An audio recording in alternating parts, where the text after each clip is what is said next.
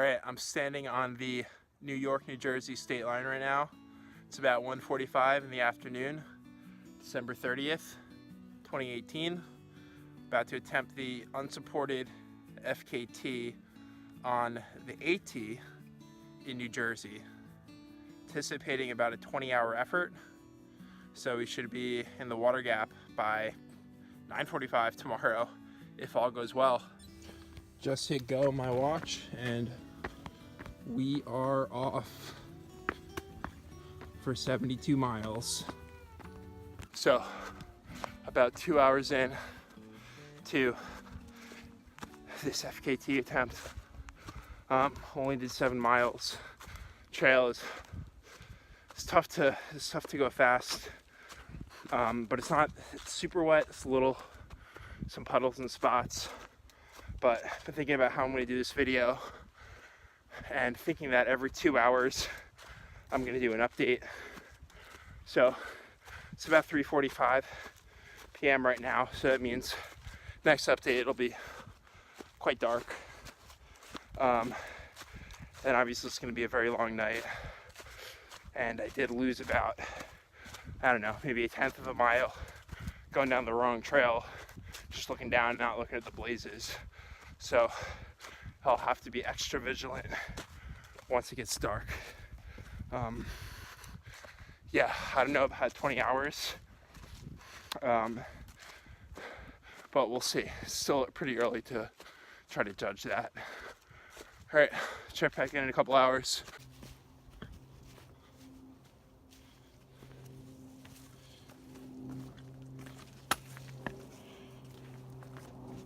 Coming through the famed AT boardwalk. I think it's called the Pochuck boardwalk, something like that. But nice and runnable. Part of the reason I went south. Hit this so the legs are still fresh. Well, we're about over 4 hours in, a little bit over 14 miles in. It is really slow going out here. I don't know how likely 20 hours is gonna be, but I feel good. Only had one minor issue navigating the trail. I got turned around. There's a bunch of arrows painted on the rocks. It's really confusing. But it's about 6 p.m. right now, which means we only have about 12 and a half hours more of darkness. So fortunately, this headlamp is putting out plenty of light right now. I don't know if that's coming through in the video. Coming through the Wallkill Nature Preserve right now. It's about mile 17.3, probably closer to 17. Counting all the times you get turned around. But we're definitely on the trail right now. There's a sign back there that said trail closed, but the trail closed sign was on the ground, and there's this barricade up. It looks like they weren't trying too hard to get you to stop you from coming back here. So I just went around the barricade and almost through the nature preserve. So hopefully I can just kind of slip by undetected. All right, 6 hour update, almost 22 miles, but with all the times I've been turned around, probably closer to 21. Hopefully a little further than that, but yeah, the darkness is definitely a challenge with navigation. If I go 100 yards without seeing a blaze, I'll get a little paranoid. The trail's on a rail bed for a while. When I hiked the Snowbow in the summer, it felt a lot longer, so I was hiking and not running, and I missed the left turn, and I had gone maybe 1/10 of a mile down the rail bed before I realized I missed a turn and went back. So fortunately it was only 1/10 of a mile, but really got to be vigilant. Also, I've been able to see the High Point Monument since I think Pochuck Mountain, and it's really cool how they light it up in the dark. I didn't even know they did that, and it looked a lot closer the last time I got a view of it. So hopefully next update will be close to there. We'll see. I'm not really sure how far it is. High Point Monument, finally passed it. Now about 40 miles south to the water gap. So we're over 10 hours in, just hit 34 miles. Ever since the High Point Monument, it's been considerably more rocky, which makes things just a lot more slow going. Couple that with the fact that it's dark, and it's been dark, and it's going to be dark for another 6 hours or so. But moving consistently, just slow, probably looking at something like 22 hours. So try to check back in another 2 hours and see how things are progressing.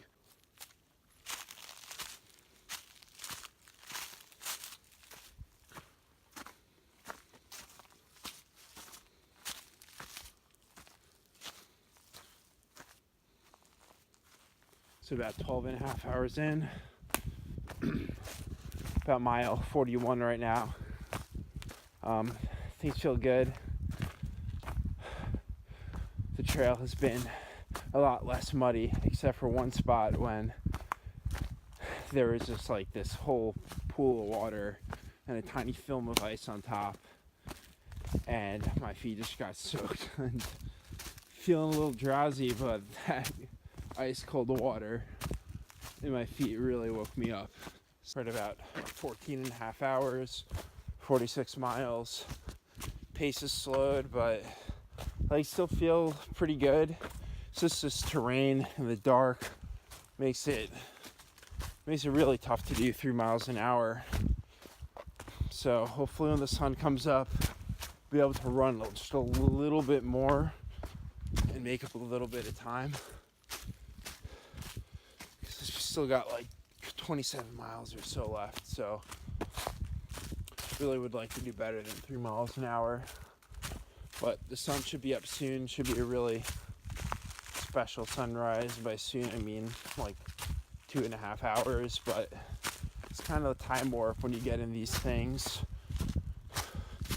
I can't believe it's already after 4 a.m. It doesn't even feel that long. It's crazy. So gonna plug the phone in and we'll check back in. So it's about 9 a.m. right now. Just hit 60 miles on the watch.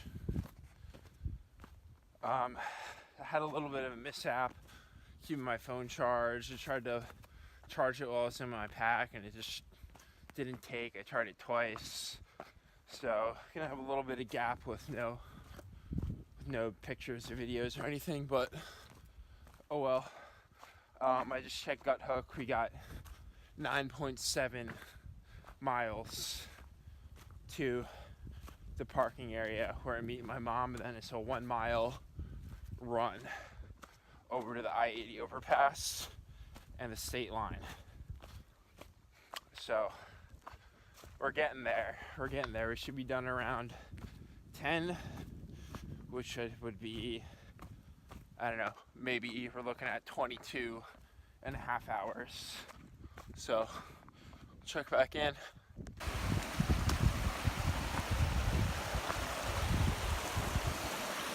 So just passed a sign that said 1.3 miles to the parking lot, and then it should only be about a mile or so to the state line. So we're getting there. 23, under 23 is going to be close, but we'll see. We have some of the most runnable terrain we've had, so I'm going to hit it right when I put this away. So don't waste any time then.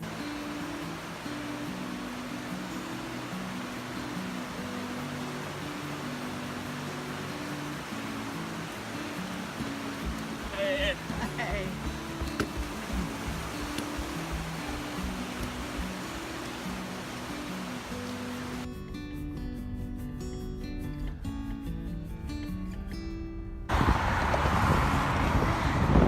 On the I-80 overpass, obviously very loud, lots of traffic, but we should be at the sign any moment now.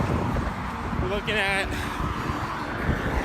about 23:42, or sorry, 22:42 for unsupported FKT on the NJ-AT. We made it.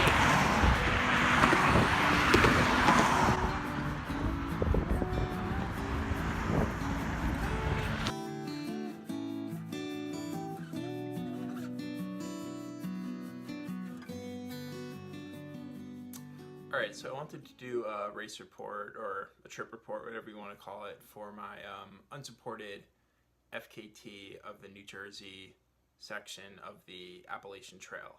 Why New Jersey? Why this route? For one, New Jersey is my home state. It's where I grew up. Parents still live here. I'm in Colorado now, but I'm also fascinated by the AT. I have plans to hike the whole trail this summer in 70 days. So I'm going to do a whole nother series on that later. So this is just going to be about the FKT.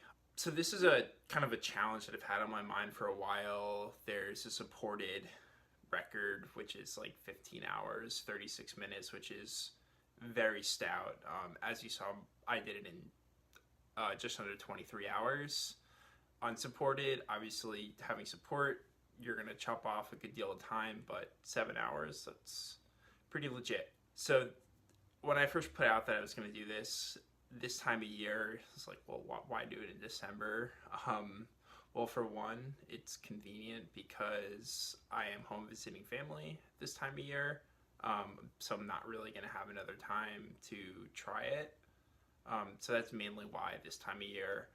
I had originally planned to do it New Year's Eve into New Year's Day, so I'd be out there like as the new year happened, I guess. But the weather didn't exactly pan out. It rained a lot on New Year's Eve, so I didn't want to be out there if the forecast was going to be bad. So I went on the 30th into the 31st. Had next to no precipitation. It had some snow flurries a little bit in the beginning, but it wasn't anything bad. Though there are some advantages to this time of year. For one, no bugs, so that's good.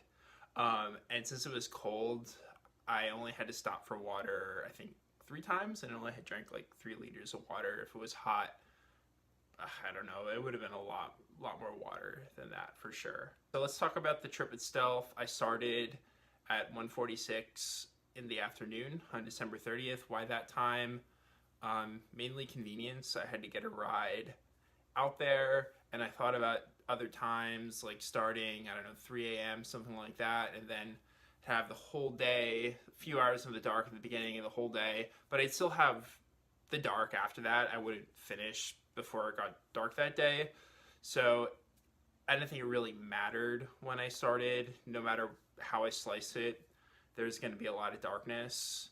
So I think it worked out the way that it did. I was able to get moving, get settled in to the pace, the effort before it got dark, and then just kind of buckle up for the 14 hours of darkness that I did have to endure. So we got about 3 hours in, and then it did get dark. So really the first part of the trip, the race, I don't know what I'm supposed to call it, but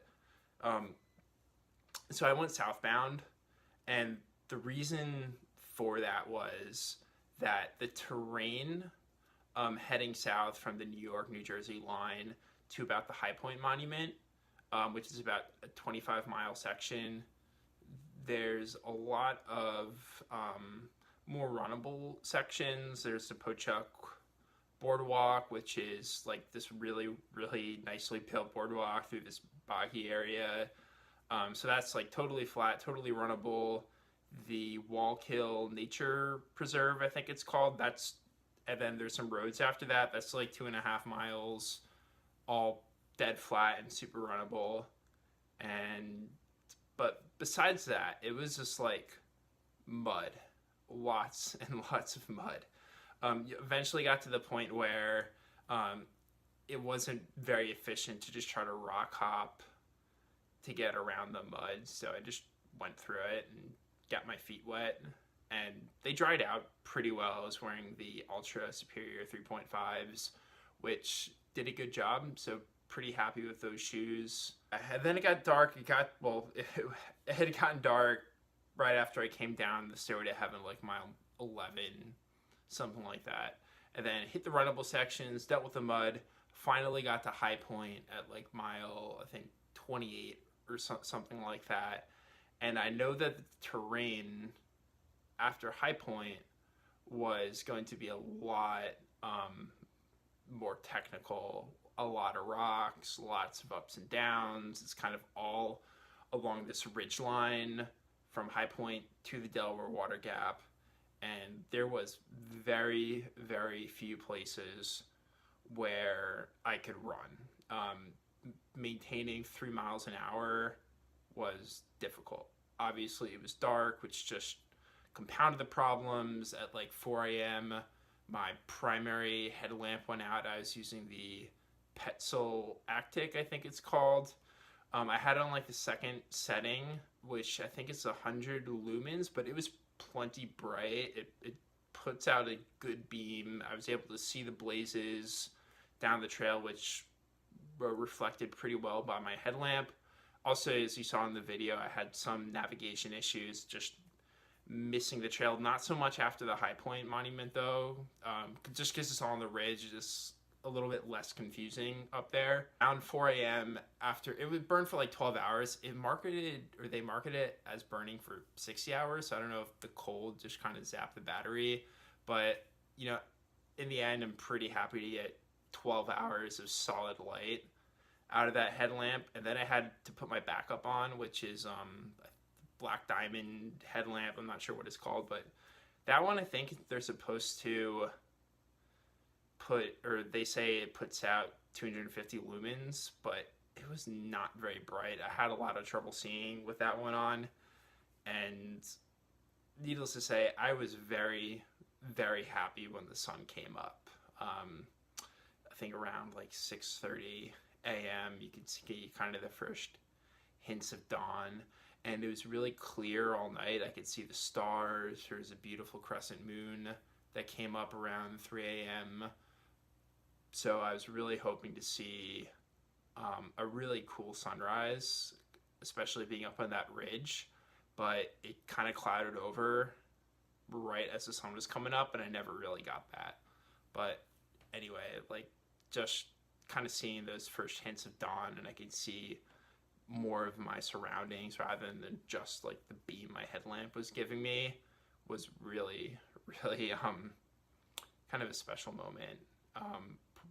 When you're doing these things, whether it's a long race or an FKT attempt like this, some of the situations you get yourself in with the times of day, it's really unique, and it really motivates me as well. Yeah, and so kind of the end of the trip, sun comes up, and I still had, I don't know, 20 or so miles to go, and I'm thinking, okay, well, I said 20 hours, and I knew for a while that 20 hours is going to be tough to impossible. So I was like, okay, 22, 23, and was able to finish 22:41.